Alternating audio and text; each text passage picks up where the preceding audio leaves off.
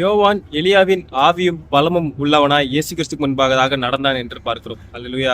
அவருக்கு பாதையை ஆயத்தம் பண்ணும்படியாக இவனுக்கு ஒரு அபிஷேகத்தை கர்த்தர் கொடுத்திருக்கிறார். அந்த அபிஷேகம் எப்படிப்பட்ட அபிஷேகம்? பழைய ஏற்பாட்டுல எலியா நடந்தது போல எலியாவின் வல்லமை உள்ள நிரம்பினவனாம், எலியாவின் ஆவியுடையவனாக காணப்பட்டானாம்.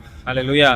இந்த காலத்துல நமக்கு போராட்டங்கள் எப்படிப்பட்ட போராட்டங்களாம்? வேதம் சொல்கிறது, மாம்சத்தோடும் இரத்தத்தோடும் அல்ல, துரைத்துணர்களோடும் பொல்லாத அதிகாரங்களோடும் வானத்தின் சேனைகளோடும் நமக்கு யுத்தம் உண்டு என்ற வசனம் சொல்கிறது. அல்லேலூயா. அதை ஜெயிக்கிறது தான் பவுல் அழகாக அந்த ஒன்னொன்னே சொல்லி தருகிறார். ரட்சிப்பெனும் தலை சீரா, நீதி என்னும் மார்க்கமசம், அப்படி ஒன்னொன்னாக சொல்லி தருகிறார். அல்லேலூயா. அது 7 விஷயம் இருக்கு.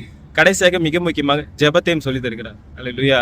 இதெல்லாம் சேர்ந்து இருந்தாதான் ஒரு மனுஷன் யுத்தத்தை ஜெயிக்க முடியும் என்று சொல்லி தருகிறார். அல்லேலூயா. அப்போ எல்லாத்துக்கும் அந்த அந்த வேறாக அந்த ஜெபம், அப்புறம் வேதவசனம் வேணும் பட்டயம் என்று வசனம் சொல்கிறது. விசுவாசம் வேணும் கேடகம் என்று சொல்லப்பட்டிருக்கிறது. அல்லேலூயா. ஸோ நம்மகிட்ட இருக்கிற ஒரே ஆயுதம் வேதவசனம் தான். நம்மகிட்ட இருக்கிற பெரிய ஷீல்டு விசுவாசம் தான். அல்லேலூயா. இது ரெண்டத்தையும் வச்சுதான் நம்ம மெயினா ஜெயிக்க முடியும். கடைசியாக ஜெபம் முக்கியம். அல்லேலூயா. அப்ப பாருங்க, எப்படி பரிசுத்தாவில் நிரப்பப்பட்டவர்கள் அந்த எலியாவின் ஆவியை போலவும் பரிசுத்தாவில் நிரப்பப்பட்டு நடக்கிறார்களோ, பரிசுத்தாவி இல்லாதவர்கள் பழைய ஏற்பாடு பிசாசின் ஆவி உடையவர்களாக, ஜெசபேலின் ஆவி உடையவர்களாக, மற்ற பொல்லாத ஆவிகள் உடையவர்களாக பிசாசின் கிரியைகளை செய்து கொண்டிருக்கிறார்கள். அல்லேலூயா.